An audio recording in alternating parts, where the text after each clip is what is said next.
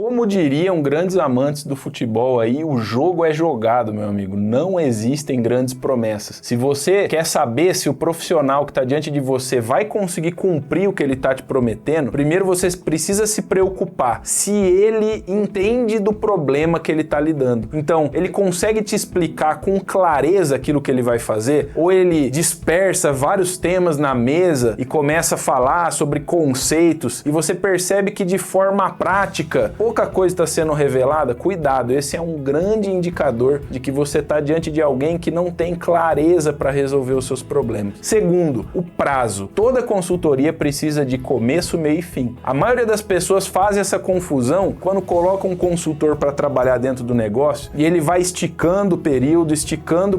Sabe o que ele virou? Um funcionário. Você precisa conseguir dividir o que é um consultor em um case de consultoria, resolvendo um problema pontual com começo, meio e fim, e saber estipular quando isso começou e quando isso foi resolvido. Se você está procurando um profissional para ser um conselheiro estratégico da sua empresa, aí talvez você não esteja tão preocupado com o prazo, mas consultoria, ela precisa sim de começo, meio e fim, porque se eu não te ajudar a ter clareza de resolver o seu problema, não adianta. Você vai ficar me pagando para sempre e vai continuar pagando vários funcionários para sempre sem ver o valor daquilo que ele está fazendo, porque não tem fim, então não tem solução. E o terceiro grande problema para você conseguir identificar uma consultoria, se ela vai resolver o seu problema ou não, é se ela sabe medir o valor e a importância do que ela está lidando. Então, para pensar. Quando você fala com um consultor que está diante de você e você está tentando saber se ele vai poder te ajudar, diante do seu problema, ele se comporta de forma empática ou ele está tentando te levar direto para o fechamento o tempo inteiro? Olha, eu não estou falando de técnica de venda aqui, até porque eu me preocupo em ser um bom vendedor e conseguir levar o meu cliente até o fechamento. Afinal de contas, todo mundo está ali para isso. Mas se ele está preocupado demais em te convencer a fazer algo com ele, você precisa se perguntar se no fim das contas ele sabe o que ele está fazendo. Por quê? Na hora de fechar o contrato, ele precisa te convencer, mas na hora de realizar, ele vai precisar de ferramentas para fazer isso da melhor maneira possível. Então eu sempre penso que uma boa consultoria, ela precisa ser capaz de convencer o que o cliente tem que entender para que o processo seja cumprido. Se eu não te ajudar a entender o escopo do seu projeto e como eu vou resolver isso e quanto tempo isso vai levar, você vai se sentir perdido. Então não adianta eu fechar uma venda em curto prazo.